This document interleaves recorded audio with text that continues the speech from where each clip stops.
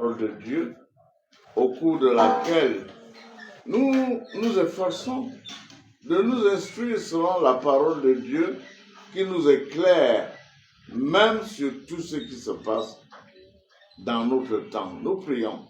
Père dans les cieux, en ce moment d'incertitude dans le monde, nous venons devant ta présence avec toute l'assurance, parce que tu es le Père de lumière, de qui descend tout don parfait et toute grâce excellente. Merci de nous instruire toi-même par ta parole ce soir, afin que nous marchions en nouveauté de vie et que ceux qui suivront ici ou ailleurs cette bonne parole, l'évangile, soient édifiés, fortifiés dans l'attente que nous sommes tous de l'avènement de notre Seigneur Jésus-Christ, qui viendra chercher son épouse et un peu plus tard venir rétablir l'ordre nouveau, c'est-à-dire le royaume des cieux ici-bas. Père, merci infiniment de l'opportunité que tu nous donnes, mon technicien et moi-même, de transmettre cette belle parole. Merci de bénir tous ceux qui seront à l'écoute, car c'est aussi un moment de soulagement pour eux. Qu'à toi soit la gloire, Père, au nom de Jésus-Christ. Amen. Amen. Chers auditeurs, chères auditrices, merci pour tous ceux qui nous regardent même sur notre réseau social, sur Facebook, que ce soit ici ou à l'étranger. Que la grâce et la paix qui viennent de Dieu notre Père et de notre Seigneur et Sauveur Jésus-Christ vous soient ainsi multipliées. Et aujourd'hui, je voudrais traiter d'un thème important. Et ce thème, c'est « Veillons à ce que nos pensées soient conformes à celles de Dieu notre Père. » Veillons à ce que nos pensées soient conformes à celles de Dieu notre Père. Et vous allez le voir vous-même. Dans cette optique-là, je voudrais que nous quittions nos schèmes habituels, c'est-à-dire notre manière de penser, qui est souvent très mauvaise et ne nous conduit qu'au mal, comme elle conduisit dans le temps, n'est-ce pas, les hommes du temps de Noé, à qui nous sommes souvent comparés lorsque le Christ a fait son message très important dans Matthieu 24, Luc 17 et 21 et Marc 13 concernant les temps de la fin. Il a comparé notre époque à celle de Noé. C'est-à-dire, les hommes étaient tellement pris par leurs activités, par leur manière de penser, par toutes sortes de commerces et d'attitudes qu'ils n'ont pas voulu entendre la voix qui venait de Dieu et qui les avertissait de l'imminence de la destruction du monde d'alors. Nous trouvons cela dans Genèse chapitre 6, je crois au verset 5, toutes les pensées, allons-y, Genèse chapitre 6, je crois dès le verset 5, cela est bien exprimé par l'auteur de l'Ancien Testament, oui, par l'auteur du livre de Genèse, qui n'est autre que Moïse qui a écrit les 5 premiers livres de la Bible, à savoir Genèse, Exode, Lévitique, Nombre et Deutéronome. Vas-y. L'Éternel vit que la méchanceté des hommes était grande sur la terre, et que toutes les pensées de leur cœur se portaient chaque jour uniquement vers le mal. et que les pensées de leur cœur ne portaient uniquement que vers le mal. Est-ce que c'est vraiment différent de ce que nous percevons aujourd'hui à travers les réseaux sociaux, à travers la vie de tous les jours? Continue. L'Éternel se repentit d'avoir fait l'homme sur la terre, et il fut affligé en son cœur. Voilà. Cela afflige Dieu quand il en est ainsi. Des pensées qui se portent chaque jour et uniquement vers le mal.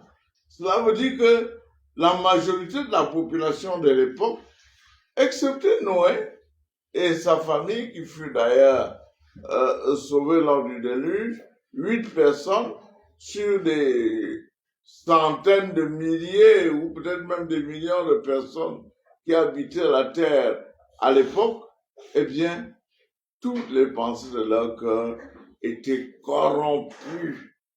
Et cela d'ailleurs donnait à Dieu notre Père de nous avertir. Parce que quand vos pensées sont corrompues et tendant seulement vers le mal, eh bien, vous n'allez faire que ce qui est mauvais. Et l'Éternel nous avertit dans Ésaïe 55, dis-nous à partir du verset 6 jusqu'au verset 10. Ésaïe, qui est appelé souvent l'évangéliste de l'Ancien Testament, parce que beaucoup de choses qu'écrivit Ésaïe sont conformes, n'est-ce pas, à la prophétie des temps de la fin. On peut nous lire cela. Et Dieu avertit ainsi son peuple. Cherchez l'Éternel pendant qu'il se trouve. Invoquez-le tandis qu'il est prêt. Voilà, Dieu nous donne une prescription déjà pour sortir de ce schéma-là, c'est-à-dire de cette démarche où nos pensées ne sont tournées que vers le mal. C'est-à-dire, on passe le temps à imaginer des choses les plus horribles et finalement, nous sommes portés à faire le mal parce que nous allons le voir. Dès que vous avez des pensées, ces pensées sont comme un projet que vous bâtissez et vous allez les réaliser. Quand vous pensez ce qui est mal, vous allez faire ce qui est mal. Continue. Que le méchant abandonne sa voie, Oui. et l'homme d'iniquité ses pensées.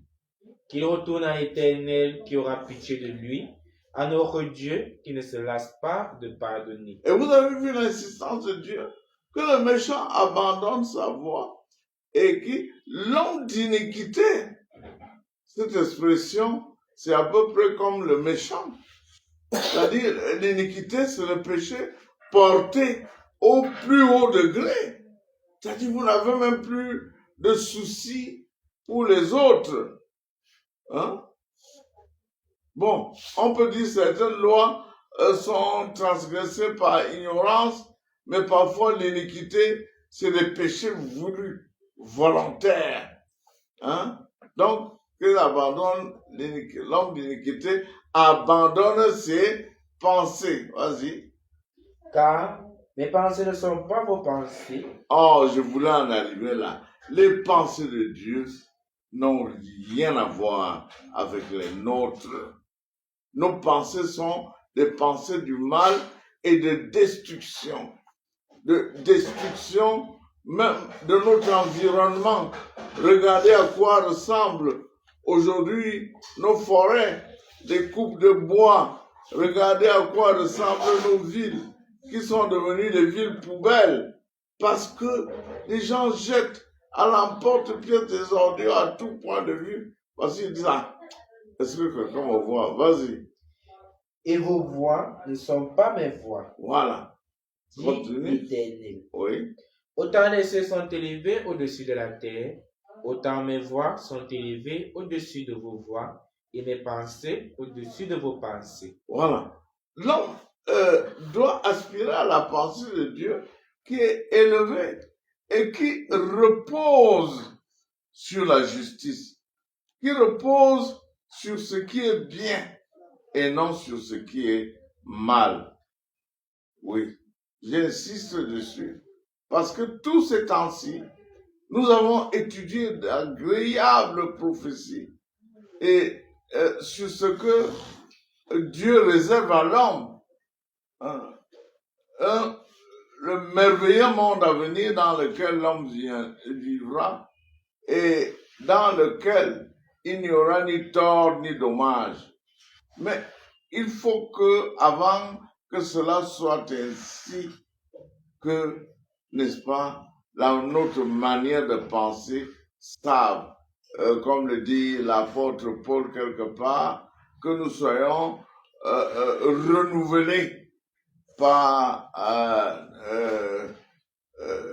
le Saint-Esprit, n'est-ce pas, que notre intelligence soit renouvelée, qu'elle soit capable de voir les choses comme Dieu les voit.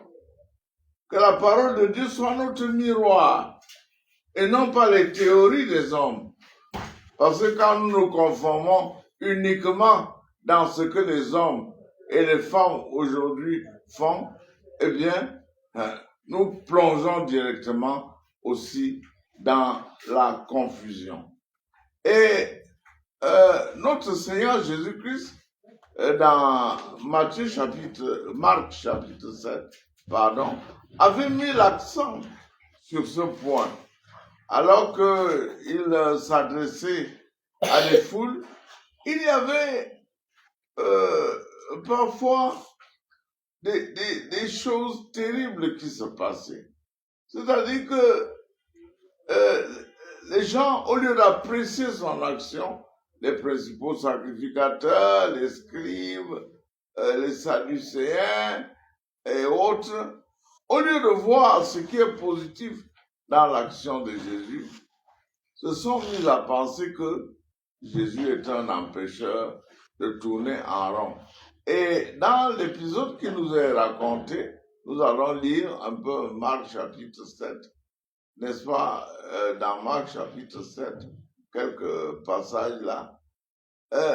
Nous sommes dans une situation où les dirigeants religieux de l'époque reprochent à Jésus que ses disciples ne se lavent pas soigneusement leurs mains avant de manger.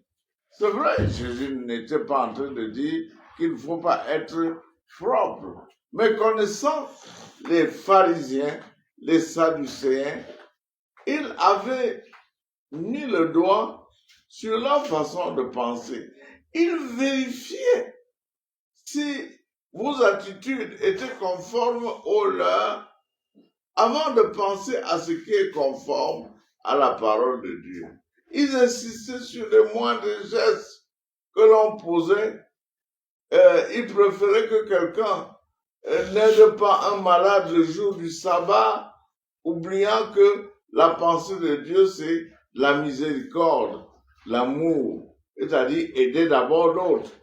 Ils préféraient enlever leur bête des trous au lieu d'accepter de se réjouir que Jésus-Christ guérit un paralytique, n'est-ce pas, le jour de sabbat, qui était pour eux un jour de repos, auquel ils avaient ajouté tellement de règles, ne pas se déplacer sur plus de 1 kilomètre 200 mètres, ne pas faire telle chose, ne pas demander la guérison, etc., etc.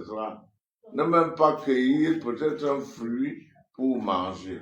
Alors, Jésus-Christ, et nous allons commencer un peu plus tôt, lire à partir du verset 5 par là, sur l'incident lui-même, et qui a poussé Jésus à donner une précision importante que nous allons lire dans le même passage.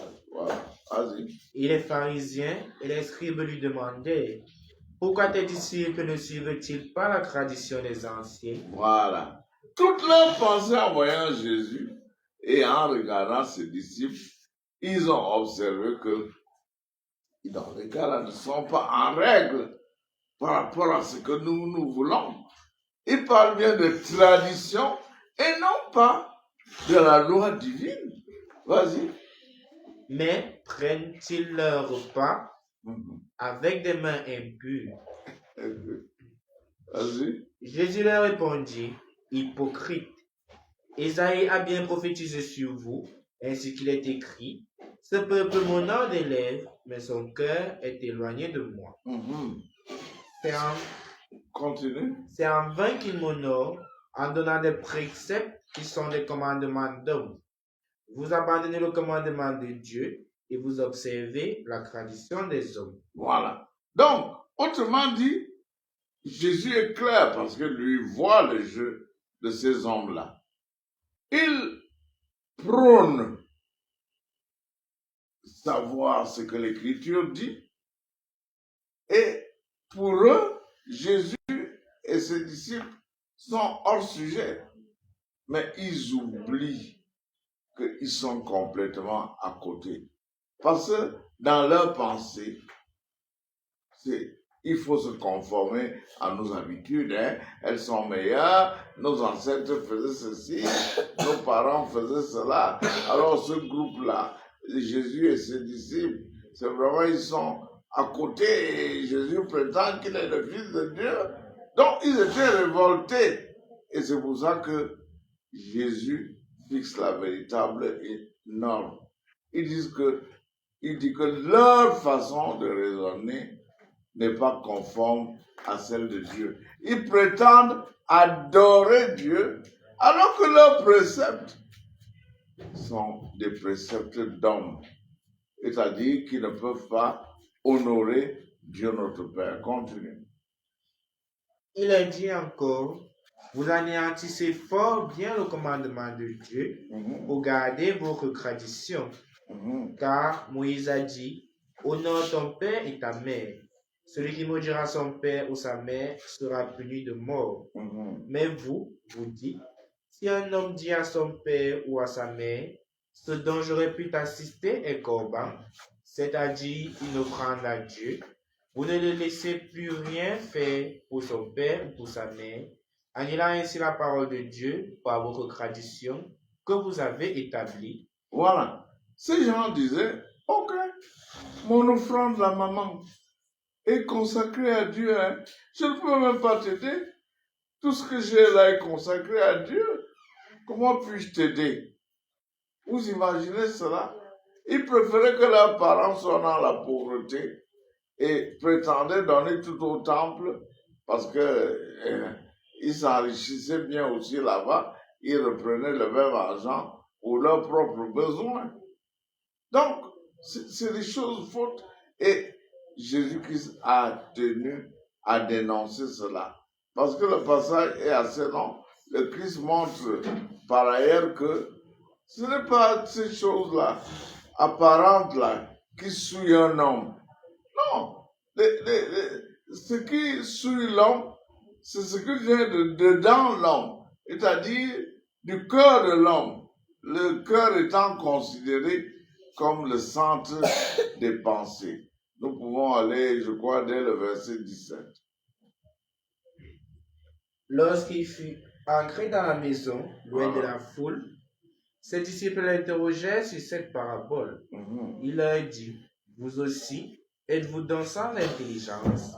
Ne comprenez-vous pas que rien de ce qui, du dehors, entre dans l'homme ne peut le souiller, car cela n'entre pas dans son cœur, mais dans son ventre, puis s'en va dans les lieux secrets qui purifient tous les aliments.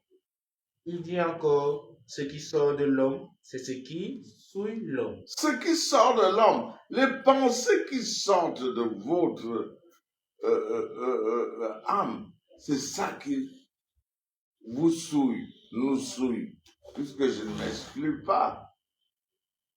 Je suis un homme comme vous, mais je m'efforce de lutter contre cela par le Saint-Esprit. Oui, ce qui suit l'homme, c'est ce qui sort de lui. Et ces pensées l'amènent à agir de la manière la plus puante, pour ainsi dire. Si vous pensez violence, ce sera la violence. Si vous pensez vol, ce sera le vol. Si vous ne pensez qu'aux querelles, à répondre à ceux qui vous font du tort, vous n'engendrerez que cela. Il ne peut rien sortir de positif de cela. Continue.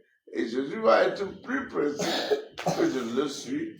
Et c'est ce que je voulais que nous retenions aujourd'hui, alors que nous sommes en pèlerinage vers le royaume de Dieu que nous attendons avec beaucoup d'espérance. Continue. Car c'est du dedans, c'est du corps des hommes, c'est du cœur des hommes. C'est du cœur des hommes. Voilà, vas-y. Que sortent les mauvaises pensées, oui. Les adultères. Vous entendez? Jésus est très précis là. Que sortent les mauvaises pensées? L'adultère est d'abord pensé avant d'être commis. Chers frères et sœurs, vous pouvez vous reporter, je crois, à Matthieu 5, 6, qui dit que celui qui porte, qui regarde avec convoitise une femme, a commis adultère avec elle. Continue. Les impudicités. On regarde, non, les adultères, les impudicités, c'est-à-dire la débauche, oui. Les meurtres. Les meurtres. Tout ce que vous voyez là sort de l'homme. Hein. Quand les gens disent, ils vont faire ceci, ils vont faire cela ou le font, ne vous étonnez pas. C'est leur pensée a mûri ces choses. Leur pensée se portait, comme je l'ai fait lire tout à l'heure dans Genèse du temps de Noé, uniquement vers le mal. Et ça finit par le meurtre. Vas-y. Les vols. Oui. Les cupidités. Oui. C'est-à-dire l'amour de l'argent, le vol. Et méditer, préméditer avant d'être accompli. La cupidité, l'amour excessif de l'argent et des biens matériels. Vas-y. Les méchancetés. Oui. La fraude, le dérèglement, le regard envieux. Les regards envieux, la convoitise, la voilà. C'est ça. La calomnie. La calomnie, oui. L'orgueil, la folie. Toutes ces choses mauvaises sortent du dedans et souillent l'homme. C'est ça qui souille l'homme.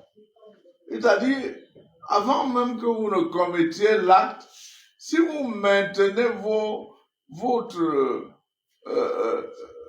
pensée sur ce qui est mauvais et qui vient d'être énuméré par Dieu lui-même, parce que Jésus-Christ, c'est Dieu lui-même, eh bien, vous ne pouvez pas faire mieux que cela. Continue. Jésus étant parti de là, s'en alla dans les territoires de Tyr et de Sidon. Voilà, ok. Jésus a fini donc de montrer à ses disciples et à tous ceux qui étaient proches de lui que ce n'est pas tellement le fait de ne pas faire telle ou telle tradition qui souille l'homme, non. C'est ce qui sort du cœur de l'homme. C'est pour cela que Jérémie, dans Jérémie 17, au verset 9, décrivant le cœur de l'homme, Jérémie a bien vu clair qu'est-ce qu'il dit. Jérémie, chapitre 17, verset 9. Vas-y. Jérémie est un prophète de l'Ancien Testament, dont la prophétie est certainement la plus longue, n'est-ce pas? Passant en volume. Le livre de Jérémie est le plus long de toute la Bible. C'est-à-dire que les chapitres là trompent un peu, mais en densité, si vous lisez tout Jérémie, vous allez voir qu'il a écrit plus que tout autre dans la Bible. Vas-y. Le cœur est tortueux par-dessus tout et il est méchant. Qui peut le connaître? Moi, l'Éternel, j'éprouve le cœur, je sonde les reins pour rendre à chacun selon ses voies, Voilà. selon le fruit de ses œuvres. Voilà. Le cœur de l'homme est méchant. Tortueux. La version synodale que j'appréciais sur ce point disait, le cœur de l'homme est tortueux et incurablement méchant. C'est-à-dire que la seule personne qui peut vraiment purifier le cœur de l'homme, c'est le Saint-Esprit. C'est pour ça que Christ a répandu son sang, pour que notre cœur soit épuré de ces choses lamentables. C'était terrible. Oui, je vais vous donner une illustration qui nous est dite dans Proverbes, Proverbes chapitre 1. Vous allez voir comment les gens conçoivent le mal et finissent par l'accomplir. Je crois dès le verset 4 ou 5, où le Père, qui peut être Dieu en cette circonstance, avertit son Fils, c'est-à-dire nous, de ne pas tomber dans les voies des méchants, parce qu'ils se réunissent, ils conçoivent, c'est-à-dire ils pensent des choses qu'ils vont finir par accomplir, et après ce sera la mort. Vas-y.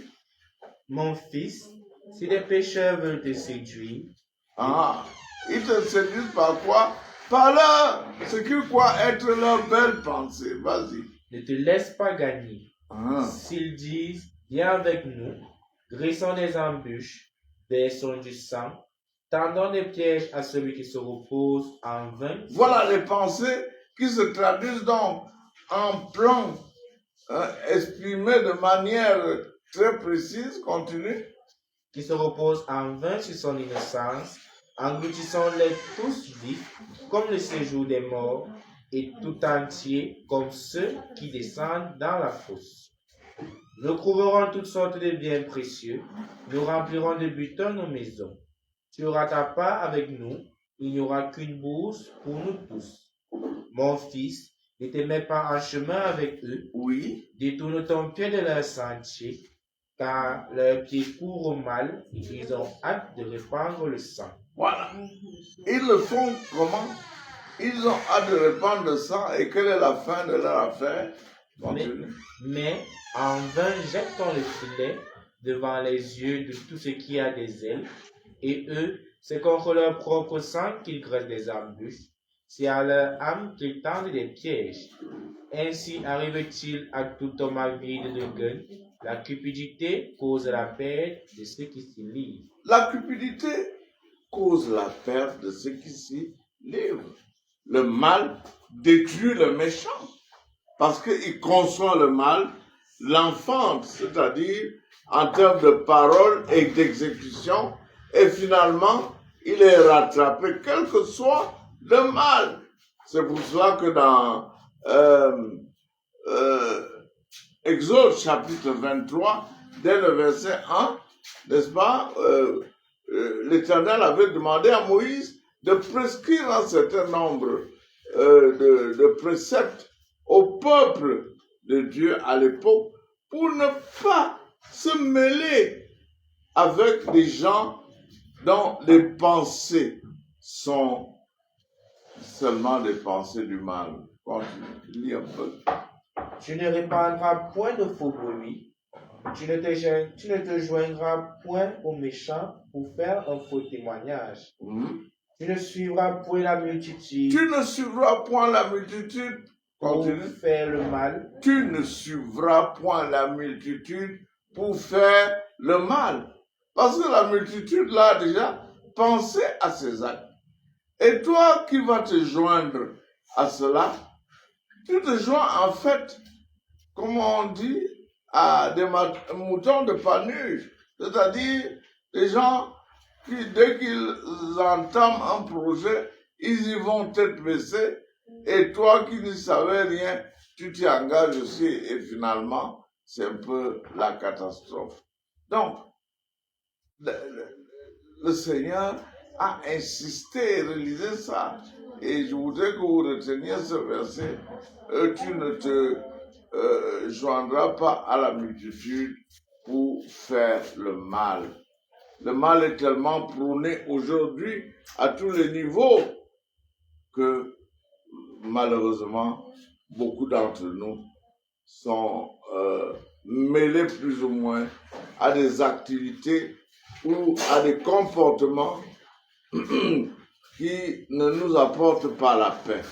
Et c'est d'ailleurs pour cela que lorsque nous sommes habités par ce genre de pensée et que nous tombons dans ce genre de piège, il se passe ce que Ésaïe dit dans Ésaïe 59. Ésaïe 59, le peuple d'Israël était alors, n'est-ce pas, séduit par le fait que, ou alors mis en garde sur le fait que Dieu n'est pas sourd à nos prières. C'est nos pensées, nos actions qui nous éloignent de lui. Parce que nos pensées sont tournées au mal vers le péché. Tu peux nous dire cela? Oui, Ésaïe 59, Ésaïe chapitre 59. Et je précise que pour ceux qui ont l'habitude de lire la Bible, prenez le livre d'Ésaïe. Il dit beaucoup de choses qui s'appliquent à notre temps. Vas-y. Non, la main de l'Éternel n'est pas courte. Non, la main de l'Éternel n'est pas courte. Voilà, pour nous sauver. Ni son oreille trop dure pour entendre. Mais qu'est-ce qui se passe? Mais ce sont vos crimes qui mettent une séparation entre vous. Vos crimes qui mettent une séparation entre vous et votre Dieu. Vas-y. Ce sont vos péchés qui vous cachent sa face. Oui. Et l'empêchent de vous écouter. Oui. Car vos mains sont souillées de sang et vos doigts de crimes. Oui. Vos lèvres profèrent le mensonge. Votre langue fait entendre l'iniquité. Voilà. Donc, voilà autant de choses qui proviennent de nos pensées. La base de toutes choses, c'est nos pensées qui sont horribles. Et la parole de Dieu nous dit quelque chose parce que je ne vais pas être long ce soir à propos des pensées. Et je l'ai lu beaucoup de fois, mais nous y revenons aujourd'hui dans Philippiens chapitre 4, versets 8 à 9. L'apôtre Paul nous avertit à cet effet et nous conseille sur ce que doivent être nos pensées pour que nous changions de vie, pour que nous changions de nature, pour que notre pays change, pour que nos familles changent, pour que nos attitudes changent. Que ce soit, ça commence par nos pensées. Vas-y. Au reste, frère, que tout ce qui est vrai, que tout ce qui est vrai, c'est-à-dire ce qui est vrai repose sur la parole de Dieu. Un point important là, nos pensées doivent être basées sur du solide. Et le solide, c'est la parole de Dieu, la vérité. Vas-y. Tout ce qui est honorable, oui. Tout ce qui est juste, oui. Tout ce qui est pur, oui. Tout ce qui est aimable, tout ce qui mérite l'approbation, ce qui est vertueux et digne de louange, soit l'objet de vos pensées. Oui. Ce que vous avez appris, reçu et entendu de moi, et ce que vous avez vu en moi, pratiquez-le. Voilà. Et le Dieu de paix sera avec vous. Voilà. Et le Dieu de paix sera avec vous. Si nos pensées, mes frères, mes sœurs, sont conformes à celle de Dieu, le Dieu de paix sera avec nous. Et nous serons hors du danger, de toute forme de danger que vous pouvez imaginer, mes frères, mes sœurs. Nous qui avons pris l'habitude de nous hâter de faire du mal parce que nos pensées sont tellement exécrables. Parfois, certains ne réussissent pas leur vie parce que leurs pensées sont tellement portées à la négative. J'ai un ami qui a donné pour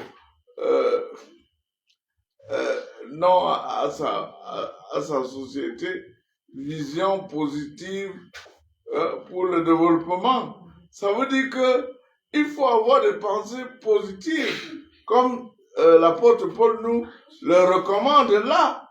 Et c'est un privilège inouï. Et c'est pour cela que lorsque vous lisez le psaume 15, c'était le souci de Dieu.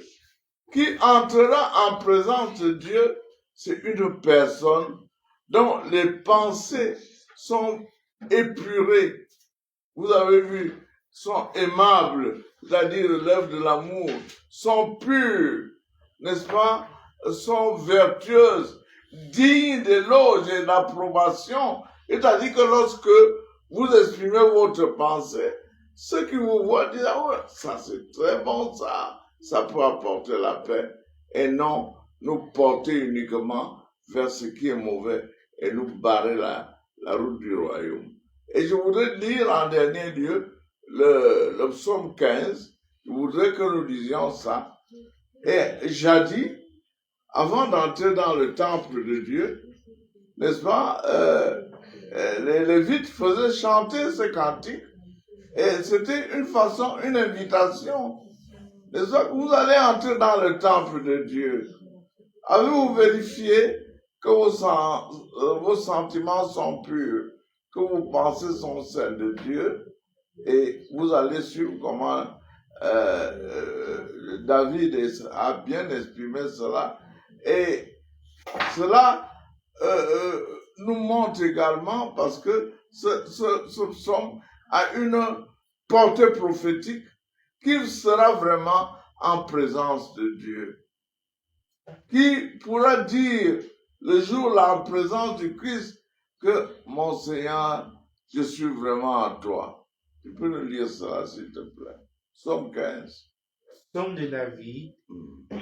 Ô Éternel, qui séjournera dans ta tente, qui demeurera sur ta montagne sainte. Voilà. Qui va demeurer là en présence de Dieu éternellement? Vas-y. Celui qui marche dans l'intégrité, qui pratique la justice, oui, et qui dit la vérité selon son cœur. Il ne calomnie point avec sa langue, il ne fait point de mal à son semblable, et il ne jette point l'opprobre sur son prochain. Il regarde avec dédain celui qui est méprisable, mais il honore ceux qui craignent l'Éternel. Il ne se rétracte point s'il fait un serment à son préjudice. Il n'exige point d'intérêt de son argent, et il n'accepte point de don contre l'innocent. Celui qui se conduit ainsi ne chancelle jamais. Amen. Voilà que doit et peut être notre conduite. Et vous avez noté, le psalmiste a d'abord mis l'accent là sur les péchés qui touchent notre relation avec le prochain, qui ne calomnie pas, qui ne se rétracte point lorsqu'il a fait une promesse. Aujourd'hui, n'est-ce pas, on sait très bien que les gens ne tiennent pas leurs promesses. Certains disent souvent, en parlant des promesses des hommes politiques, qu'elles n'engagent que ceux qui les écoutent, parce qu'ils voient la réalité. Hein? Il ne calomnie point avec sa langue, il ne fait pas de mal à son semblable.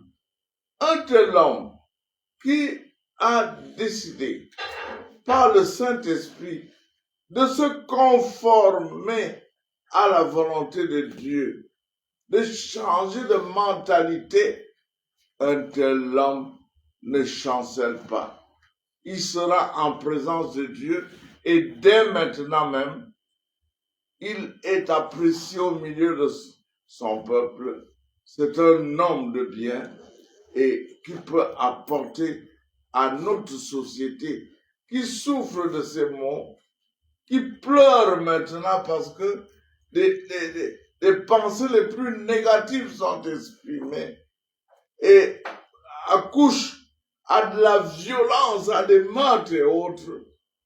Oh, chers frères et sœurs, que ceux qui nous suivent aujourd'hui soient des vecteurs de paix en se conformant à la pensée de notre Père, le Père des Lumières, de notre Seigneur Jésus-Christ, par la puissance du Saint-Esprit. Alors nous vivrons en paix, n'est-ce pas? Parce qu'il est écrit par ailleurs, recherchez la paix et poursuivez-la. Et Jésus-Christ lui-même donne une bénédiction dans Matthieu chapitre 5. Heureux ceux qui procurent la paix, parce qu'ils seront appelés fils de Dieu. À bon entendeur, salut. Amen. Amen.